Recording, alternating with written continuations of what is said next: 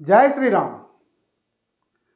తెలంగాణ రాష్ట్ర మంత్రివర్గ విస్తరణ జరుగుతుందని ఊహాగానాలు అందుకుంటున్న నేపథ్యంలో ఎవరు వస్తారు, ఎవరు వెళ్తారు అనే చర్చ చాలా జరుగుతుంది. ఎవరు వస్తారు, ఎవరు పోతారు అని చెప్పడం అనేది వ్యక్తిగతంగా కొందరిని తక్కువ చేయడం, లేకపోతే ఇంకొందరికి మద్దతుగా తెలిపినట్టుగా ఉంటుందన్న నేపథ్యంలో అసలు ఏ ప్రాంతం వారికి అవకాశాలు దక్కవచ్చు, లేదా ఏ ప్రాంతం వారికి ఆ అవకాశాలు పోవచ్చు అనే ఒక చర్చ రాజకీయంగా జరుగుతుంది.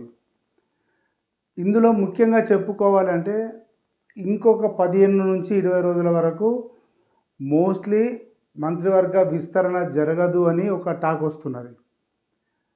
ఎందుకు అనంటే ఇంకా కొంత సందిగ్ధత ఉంది.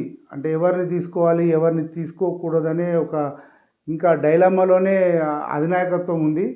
ఇంకా విచారం చేద్దాం. ఇలా చెప్తూ పోతుంటే ఆశావాదులు వస్తారు, నిరాశావాదులు ఫైట్ చేస్తారు అన్న ఉద్దేశంతో ఒక విషయాన్ని తీసుకొచ్చి ముంగడ పెట్టారు. ఇక అందరూ ఆ కాంగ్రెస్ శ్రేణుల్లో ఆ మంత్రులు కానీ, ఎమ్మెల్యేలు కానీ, ఎమ్మెల్సీలు కానీ నాకు కావాలి నా ఆశావాలు పోవడం, లేకపోతే గ్రూపులు కట్టడం ఇవన్నీ జరుగుతుంటాయి కదా. ఇలాంటి క్రమం లోపల ఎవరు ఎలాంటి వారో తెలిసిపోతుంది మనకు అనేది అధిష్టానం ఆలోచిస్తుంది అనేది ఒక చర్చ జరుగుతుంది. కానీ ఒకవేళ కనుక అధిష్టానం ఓకే చెప్పి, అంటే కేంద్ర అధిష్టానం ఓకే చెప్పిన తర్వాత ఖచ్చితంగా ఇద్దరు అవుట్ అయ్యే అవకాశాలు ఉన్నాయి. అందులో ఉత్తర తెలంగాణ నుంచి ఒక మంత్రి కొంత అమాయకత్వంతో కూడిన వివాదాలు చేయడం వల్ల వారికి ఇబ్బంది ఉండే పరిస్థితి ఉంది అని చెప్పనేది ఒక టాక్. ఆ తర్వాత దక్షిణ తెలంగాణ నుండి ఇంకొకరు కూడా కాస్త దుందుడుకు చర్యల వల్ల తన మంత్రివర్గాన్ని పోగొట్టుకునే అవకాశాలు ఉన్నాయనేది ఒక చర్చ నడుస్తుంది.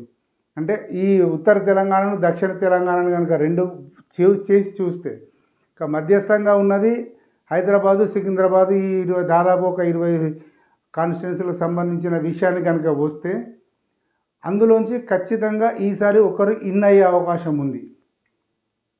కానీ ఇందులో ఈ ఇన్ అయ్యే దాంట్లో కూడా బారాస నుంచి జంప్ అయిన వారికి ఎలాంటి అవకాశం ఉండే ఛాన్స్ లేదు. అది ఎవరైనా పర్లేదు, కానీ వేరే వారికి ఎవరికైనా ఇందులో అవకాశం ఉండే ఛాన్స్ ఉంది.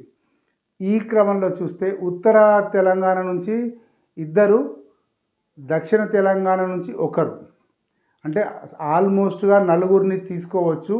కాదు ఖచ్చితం అనుకుంటే ఇంకొకరు యాడ్ కావచ్చు ఇందులో. కానీ మొత్తానికి ఇద్దరు అవుట్ అవ్వడం ఖాయం. 4 నుంచి 5 మళ్ళీ లోపలికి రావడం, మంత్రివర్గం లోపలికి రావడం ఖాయం అనే చర్చ మటుకు రాజకీయంగా జరుగుతుంది. చూద్దాం మరి ఇంకో అప్పటి వరకు ఎలాంటి విషయాలు తెలుస్తాయో మళ్ళీ చర్చిద్దాం. జై శ్రీరామ్.